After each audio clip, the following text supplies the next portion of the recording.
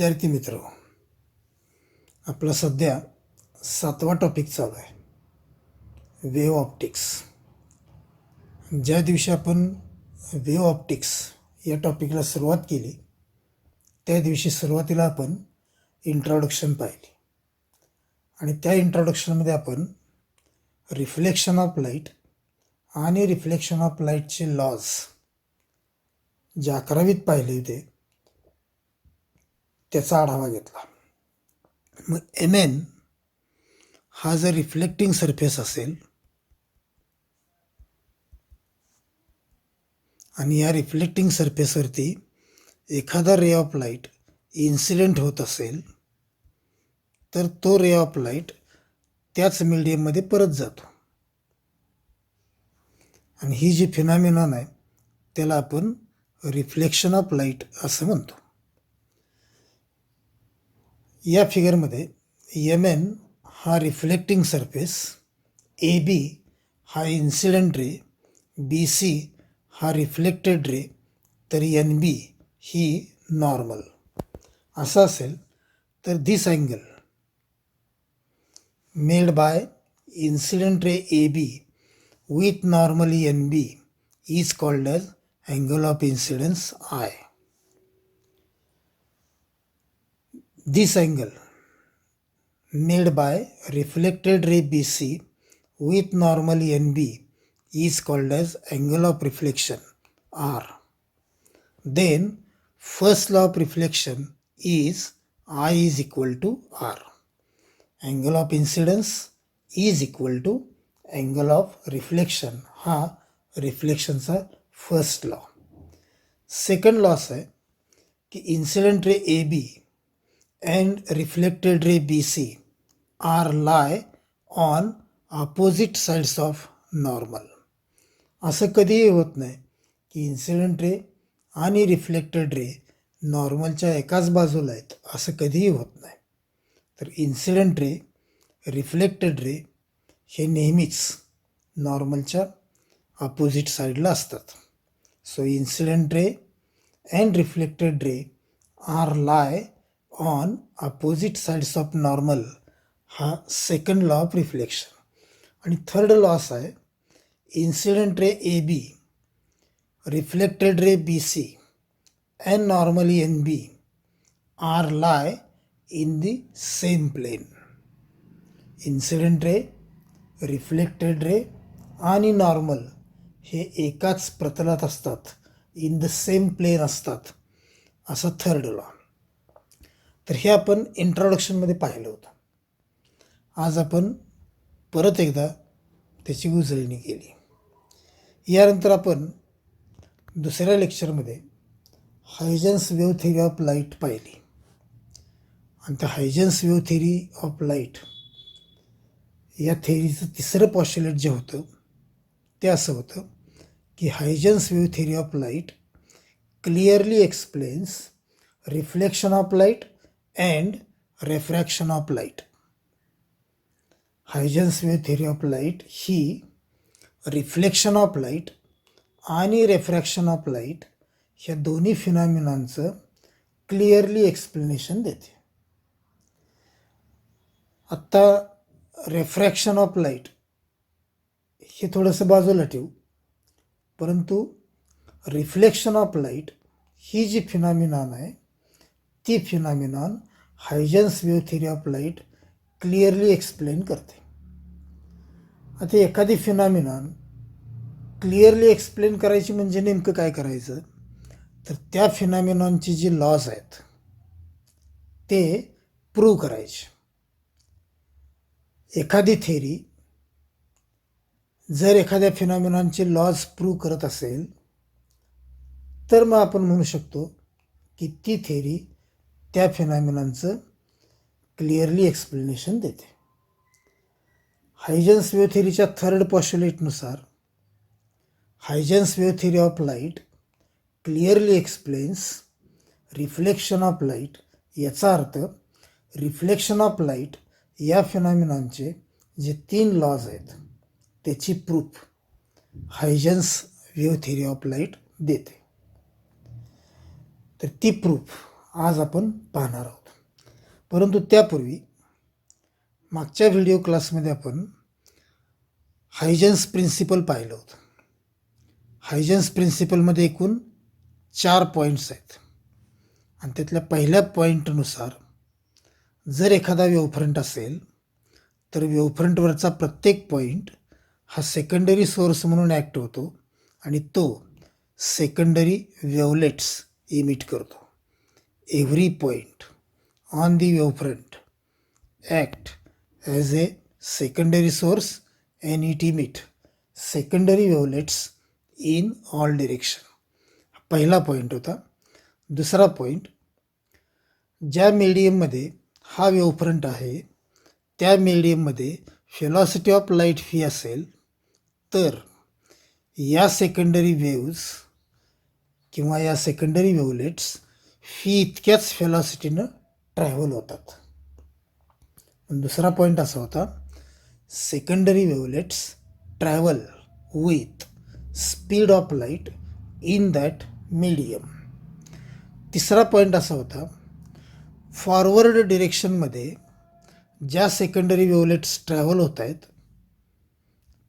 Forward डिरेक्शनमध्ये ज्या secondary wavelets travel होत आहेत त्या सेकंडरी वेव्हलेटचा एन्व्हलप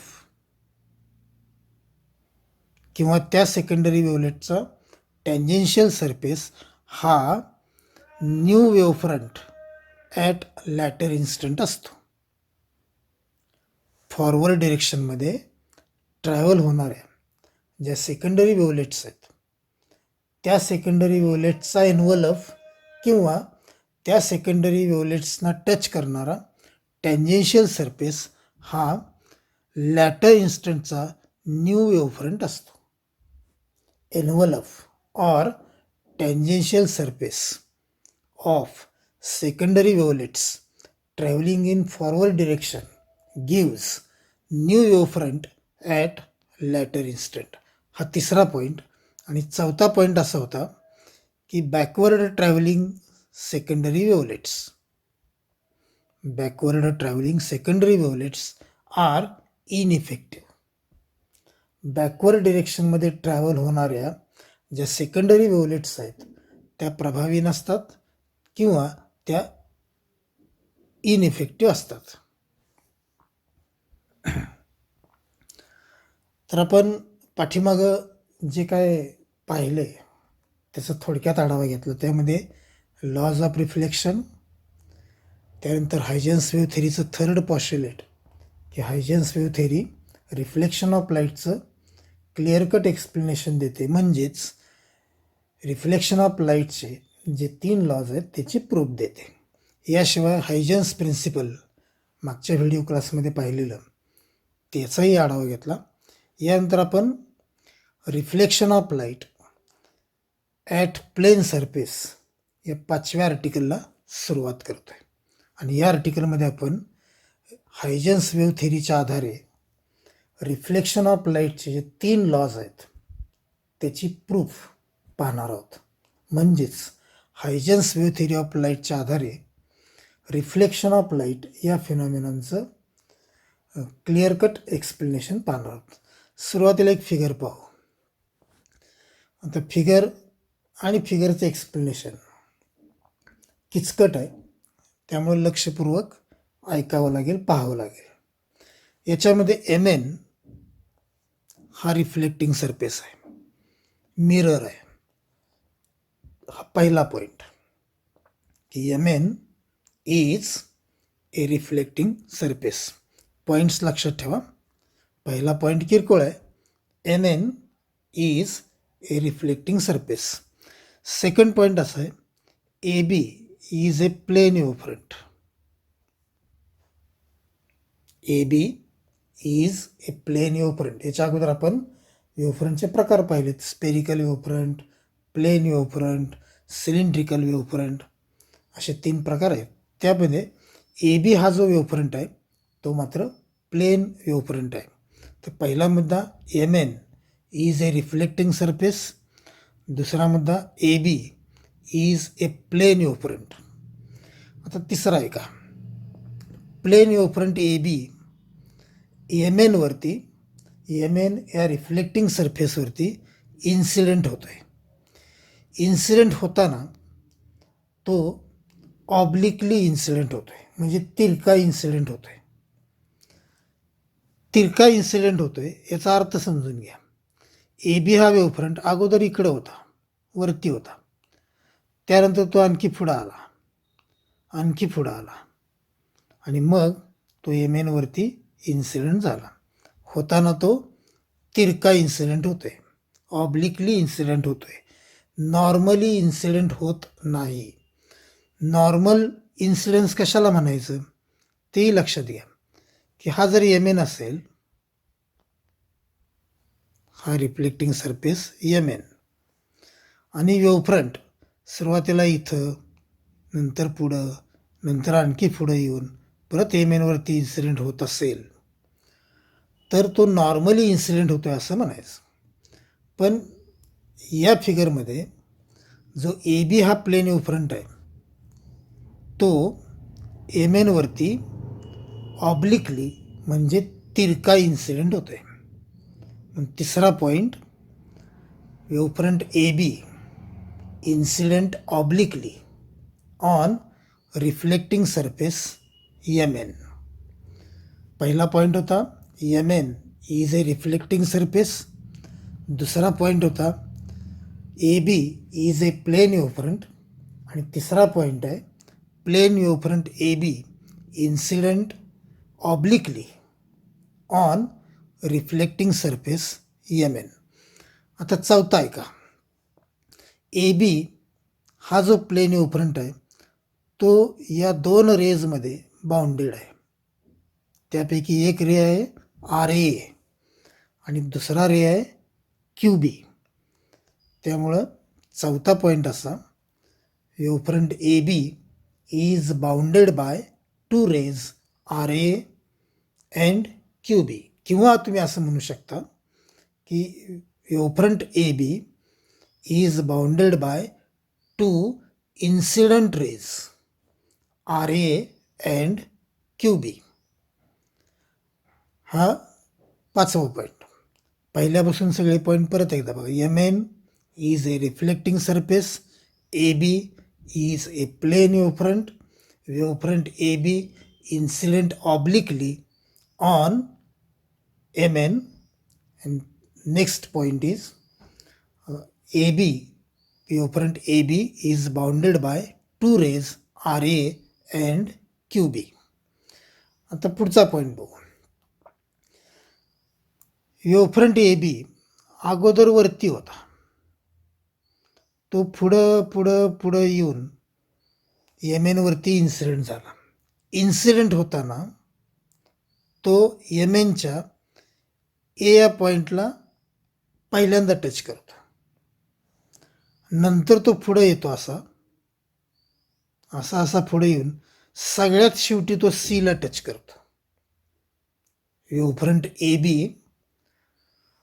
तिरका वरून येताना, तिरका वरून येताना तो एम एनला सुरुवातीला ए या पॉईंटला टच करतो आणि परत पुढं पुढं येऊन वेगवेगळ्या पॉईंटला टच करत करत तो सर्वात शेवटी सी या पॉईंटला टच करतो. पण पुढचा पॉईंट असा की wavefront A B reaches Yemen initially at point A and finally at point C. परत एकदा ऐका.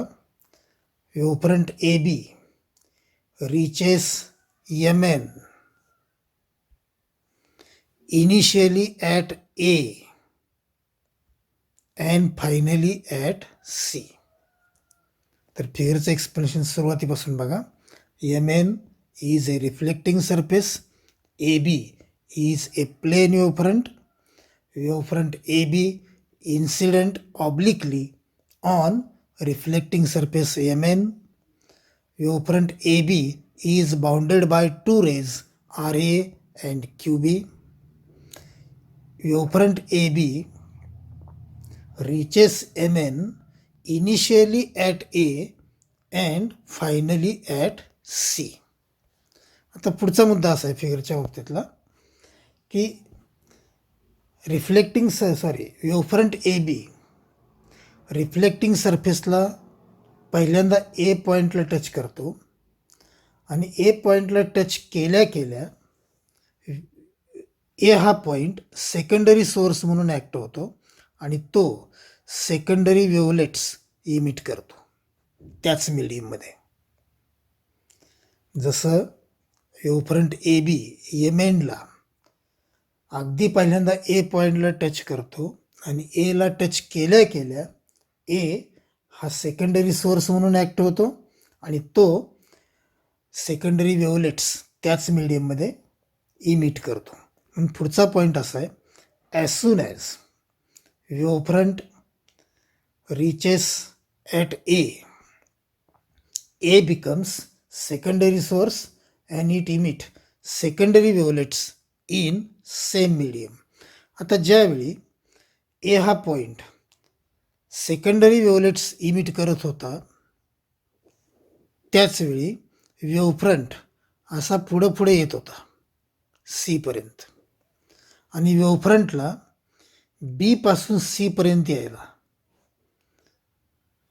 ए बी पासून इथं आला तो, इथं आला आणि शेवटी सीपर्यंत आला. बी पासून सीपर्यंत यायला वेवफ्रंटला टी इतका टाईम लागला. म्हणून बी सी हे डिस्टन्स हे फीटी इतका असेल. जर या मीडियममध्ये व्हेलॉसिटी ऑफ लाईट फी इतकी असेल तर. मुद्दा परत एकदा बघा. वेवफ्रंट ए बी एम एनला ए या पॉईंटमध्ये टच करतो. एला टच केल्या केल्या ए हा पॉईंट सेकंडरी सोर्स म्हणून ॲक्ट होतो आणि सेकंडरी वेव्हलेट्स इमिट करतो. ए ज्यावेळी सेकंडरी वेव्हलेट्स इमिट करत होता त्यावेळी वेवफ्रंट पुढं येत होता. ए बी नंतर तो पुढं सीपर्यंत येत होता. बी पासून सीपर्यंत यायला टी इतका टाईम लागला. जर व्हेलॉसिटी ऑफ लाईट व्ही असेल तर बी सी हे डिस्टन्स फी टी इतका असेल. म्हणून नंतरचं एक्सप्लेनेशन असं आहे, as soon as wavefront reaches at A becomes secondary source and it emit secondary wavelets in same medium. Meanwhile त्या दरम्यान wavefront travels from B to C in time t. If phi is the velocity of light, then distance bc is equal to phi t. तर पहिल्यापासून परत एकदा बघा. mn is a reflecting surface. mn is a reflecting surface. ab is a plane wavefront. Wavefront ab incident obliquely on reflecting surface mn. Wavefront AB is bounded by two rays RA and QB. Wavefront reaches mn initially at A and finally at C. As soon as wavefront reaches at A, point A becomes secondary source and it emits secondary wavelets in the same medium. Meanwhile, wavefront travel from B to C in time t, and if phi is the velocity of light, then BC is equal to phi t. आता पुढे काय होतंय बघा.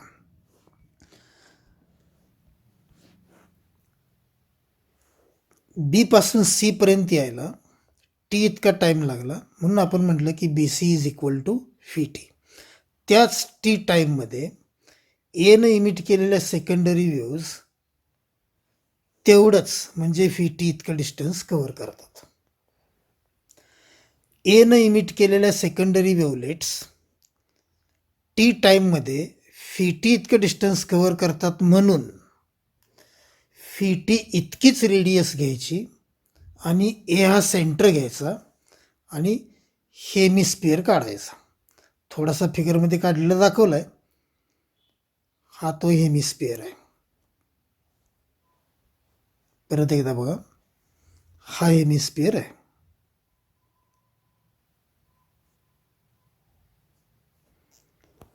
ज्या T टाईममध्ये वेव्हफ्रंट बी पासून C पर्यंत येत होता, त्याच टी टाईममध्ये एनं इमिट केलेल्या सेकंडरी वेव्हलेट्स फी टी इतकंच डिस्टन्स कव्हर करतात. एनं इमिट केलेल्या सेकंडरी वेव्हलेट्स फी टी इतकं डिस्टन्स कव्हर करतात, म्हणून फी टी इतकीच रेडियस घेऊन आणि ए हा सेंटर घेऊन हेमिस्फिअर म्हणजे अर्धा स्पिअर काढायचा आणि त्यानंतर त्या हेमिस्फिअरला टँजेंट सीई काढायची. आणि ही tangent C E reflected plane wavefront असते. Reflected plane wavefront. ए बी हा इन्सिडेंट प्लेन वेव्हफ्रंट, तर सीई हा रिफ्लेक्टेड प्लेन वेव्हफ्रंट. इथं हे फिगरचं एक्सप्लेनेशन संपतं. तेव्हा आता परत एकदा किचकट असल्यामुळं पहिल्यापासून बघू. M N is a M N is a reflecting surface. A B is a plane wavefront. Wavefront A B incident obliquely on reflecting surface MN. Wavefront AB is bounded by two rays RA and QB. Wavefront AB reaches MN initially at A and finally at C. As soon as wavefront reaches at A becomes secondary source and it emit secondary wavelets in same medium. Meanwhile, wavefront travels from B to C in time t, and if v is the velocity of light, then bc is equal to vt. In the same time t, secondary waves from A covers same distance vt, and therefore take Vt as a radius and A as a center and draw hemisphere. Draw tangent CE to hemisphere, and this tangent CE represents reflected wavefront. Mn is a reflecting surface. AB is a plane wavefront. Wavefront AB incident obliquely on reflecting surface MN. Wavefront AB is bounded by two rays RA and QB. When wavefront reaches MN initially at A and finally at C. When wavefront reaches at A becomes secondary source and it emit secondary waves in the same medium. Meanwhile, wavefront travels from B to C in time t. If velocity of light is v, then bc is equal to vt. In the same time t, secondary waves from A covers same distance vt, and therefore take radius equal to vt and take A as a center and draw hemisphere.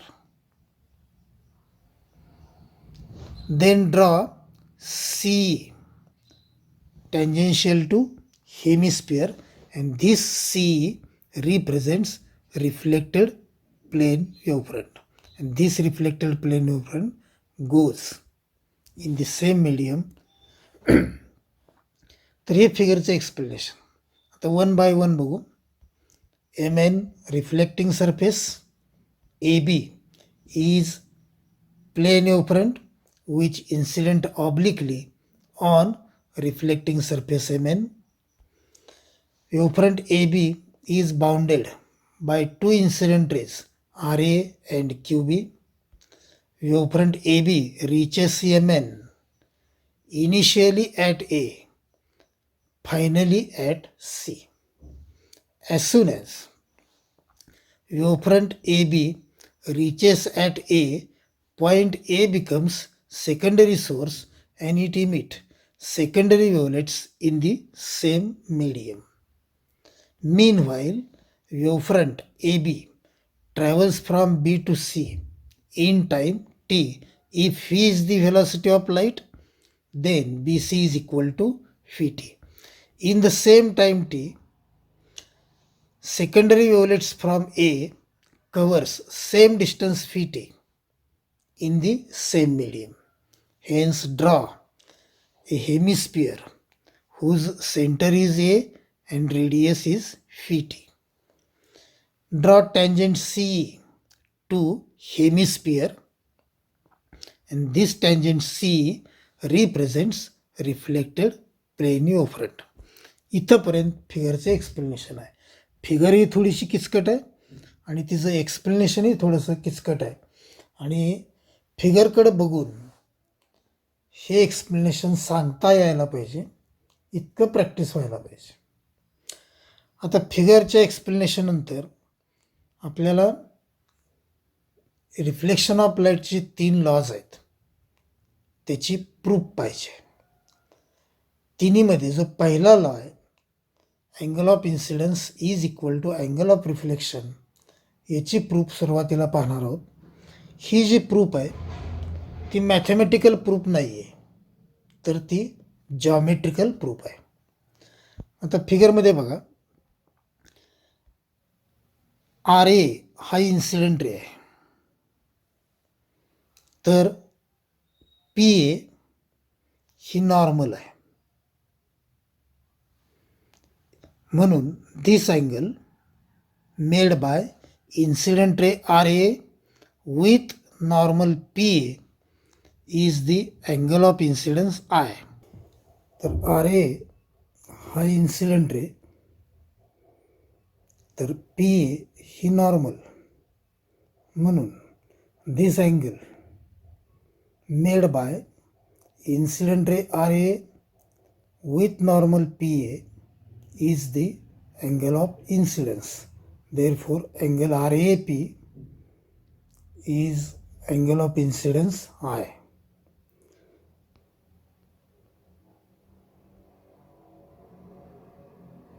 Now, AE is the reflected ray and PA is the normal. So this angle PAE is the angle of reflection R. AE is the reflected ray, PA is the normal, and therefore angle made by reflected ray AE with normal PA, that is angle PAE, is the angle of reflection R. आता जी proof आहे, मग अशी मी म्हटलं की ही proof जी आहे ती geometrical proof आहे, आणि त्यामुळं फिगरवरून आपल्याला 2 इक्वेशन्स लिहायचे आहेत. त्यातलं पहिलं इक्वेशन अँगल RAP, दिस अँगल, आणि अँगल PAB म्हणजे हा अँगल, यांची जर बेरीज केली तर तुम्हाला ती बेरीज 90 मिळेल. 2 अँगलची बेरीज केली तर तुम्हाला राईट अँगल मिळेल, 90 डिग्रीचा अँगल मिळेल. ते दोन अँगल कोणते? एक अँगल RAP आणि दुसरा अँगल PAB. ह्या दोन अँगलची बेरीज केली तर ती 90 येईल. म्हणून इक्वेशन आपण असं लिहू शकतो की angle RAP plus angle PAB is equal to 90. हे एक इक्वेशन. यानंतर दुसरं इक्वेशन अँगल BAC म्हणजे हा अँगल आणि अँगल PAB म्हणजे हा अँगल, ह्या दोन अँगलची बेरीज केली तर परत एकदा आपल्याला ती बेरीज 90 मिळेल. दुसरं इक्वेशन आपण असं लिहू शकतो angle BAC plus angle PAB is equal to 90. So second equation angle BAC plus angle PAB is equal to 90. आता जे दोन इक्वेशन्स दिसत आहेत त्या दोन इक्वेशनचं कंपॅरिझन करायचं. RHSला 90 आहे, तसंच LHSला एक अँगल सेमच आहे PAB. कंपॅरिझन केलं तर आपण असं म्हणू शकतो की angle RAP is equal to angle BAC. By comparison angle RAP is equal to angle BAC. परंतु अँगल RAPची किंमत ही I इतकी आहे. फिगरमध्ये दिसते बा, अँगल RAP हा अँगल ऑफ इन्सिडन्स I आहे. मग angle RAP is equal to angle BAC, but RAP is equal to I, and therefore ह्या दोन इक्वेशनचं कंपॅरिझन करून आपण हे इक्वेशन लिहू शकतो की angle RAP is equal to angle BAC, both are equal to I. This is equation number 1. आणि हे इक्वेशन नंबर 1 आपण नंतर वापरणार आहोत. आता पुढे जाऊ. अशीच आणखी दोन इक्वेशन्स लिहायचे आहेत. फिगरवरून दिस अँगल PAE आणि हा अँगल EAC जर बेरीज केली तर ती बेरीज 90 येईल. पहिलं इक्वेशन आपण असं लिहू शकतो की angle PAE plus angle EAC is equal to 90. असं आणखी एक इक्वेशन लिहायचं आहे. ते इक्वेशन लिहिणं थोडंसं अडचणीचं आहे, म्हणून लक्षपूर्वक ऐका. ट्रायंगल EAC हा विचारात घ्यायचा. ट्रायंगल EAC मध्ये अँगल E जो आहे तो 90 आहे आणि इतर दोन अँगल हे 90पेक्षा लहान आहेत. त्यामध्ये अँगल A आणि अँगल C. आणि ट्रायंगलच्या बाबतीतली एक प्रॉपर्टी तुम्हाला सर्वांना माहीत आहे की ट्रायंगलच्या तिन्ही अँगलची बेरीज ही 180 येते. मग अँगल E, अँगल A आणि अँगल C यांची जर बेरीज केली तर ती 90 येते. पण तीनपैकी जो अँगल E आहे तो एकटाच 90 आहे. तीन अँगलपैकी एका अँगलची किंमत 90 आहे, म्हणून राहिलेल्या दोन अँगलची जर बेरीज केली तर ती 90 येईल. म्हणजे अँगल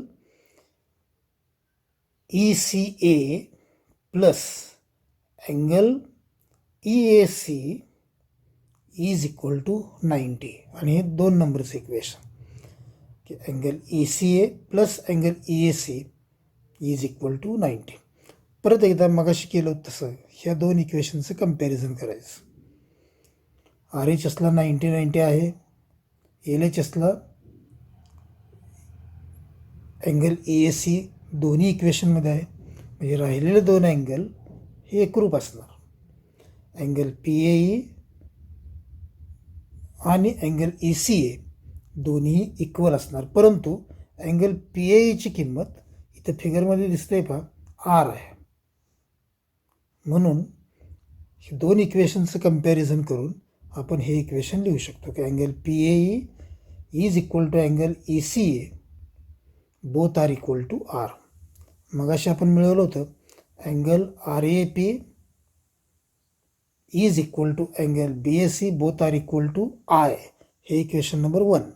तसं हे इक्वेशन नंबर 2 angle PAE is equal to angle ECA is equal to R.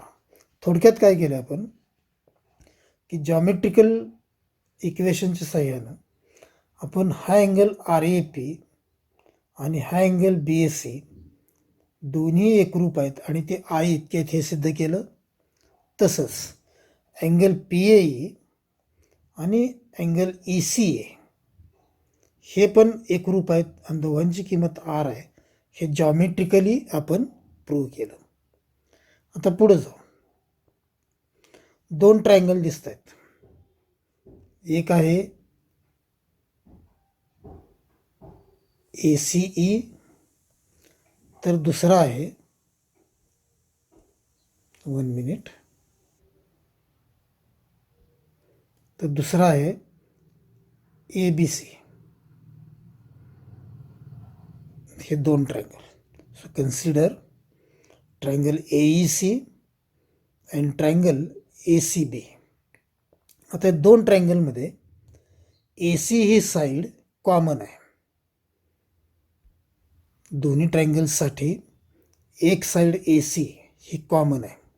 याशिवाय दोन्ही ट्रायंगलमधला एक एक अँगल हा 90 आहे. अँगल E आणि अँगल B दोघांची किंमत 90 आहे. So angle B is equal to angle E both are equal to 90. आणखी एक गोष्ट आहे.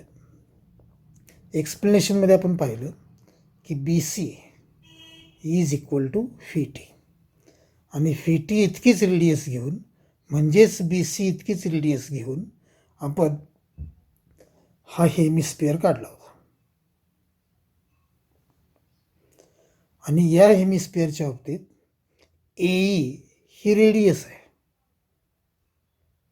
याचा अर्थ AEची किंमत सुद्धा FT इतकी आहे. म्हणजे ट्रायंगल AEC मधील AE या साईडची किंमत FT, तसंच दुसरा ट्रायंगल ACB याच्यातली साईड BC याची पण किंमत FT आहे. म्हणून तिसरं इक्वेशन आपण असं लिहितोय की AE is equal to BC both are equal to FT. तर 2 ट्रायंगल विचारात घेतले.